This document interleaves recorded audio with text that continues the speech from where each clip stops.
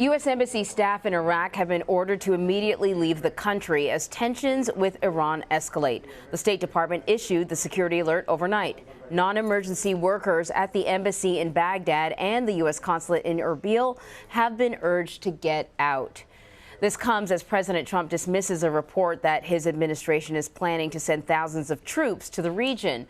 For more on this now, we want to bring in CBS News State Department reporter Christina Ruffini. She is joining us now from Washington. All right, Christina, what do we know so far? What are your sources telling you about this latest development? What's behind the announcement? Is there some sort of threat that they found out about that we don't know about?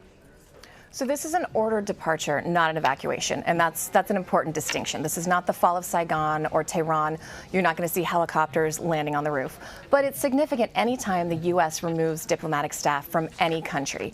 And this comes among this just increasing tensions between the U.S. and Iran. Look, the Secretary Pompeo, he's been in the job about a year, and he's been tough on Iran since he got there. The administration has been tough on Iran. We've seen the U.S. pull out of the JCPOA, that's the Iran nuclear agreement, and initiate round after round of sanctions designed to steal a word from David Martin last night, throttle the Iranian economy.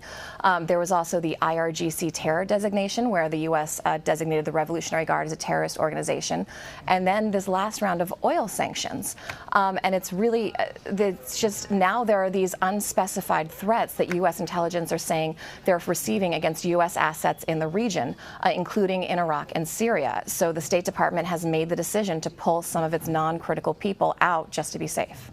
So this is really just the latest in a series of escalations between the U.S. and Iran. Officials have said it's highly likely that Iran's Revolutionary Guard are responsible for attacking 4 oil tankers in the Gulf Sunday.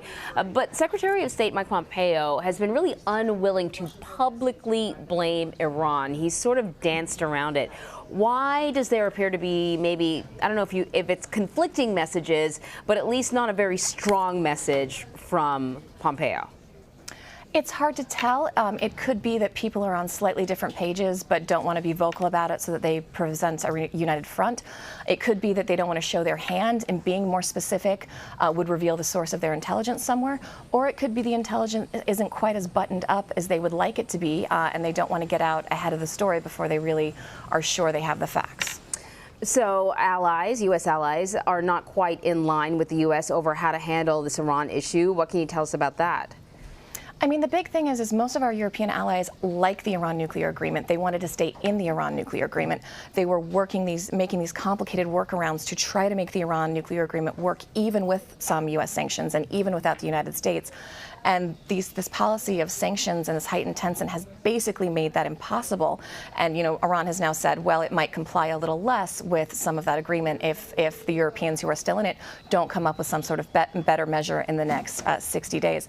There was also this very strange briefing at the Pentagon yesterday where a UK military official told reporters that he was not aware of an increased threat by Iran in the region.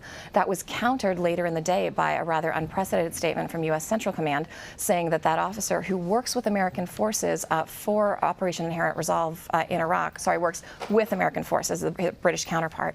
U.S. Central Command said those comments ran counter to reliable intelligence from the U.S. and its allies. They said the threat was possibly imminent and credible. So then I have to ask you, what does it look like the role of the State Department is in this situation? Is it to ease tensions or is it not? So that's something I've consistently asked people at the State Department who work on Iran, because it seems that everything they are doing is not designed to ratchet up tensions, but will inevitably ratchet up tensions. You know, think about how the U.S. reacts when we get picked on. We tend to close ranks and be like, hey, don't mess with us. You know, if you're taking out someone's economy, the likelihood of them closing ranks and squeezing out the moderates and pushing back are pretty high. So to me, at least, it's unclear how they're going to de-escalate tensions, but maybe that goes back to what you were saying with the Secretary and others not quite being willing to name Iran as the culprit for some of these other issues on the record, but they certainly haven't shied away for blaming Iran for a host of other things, including pretty much all that ails the Middle East. Indeed.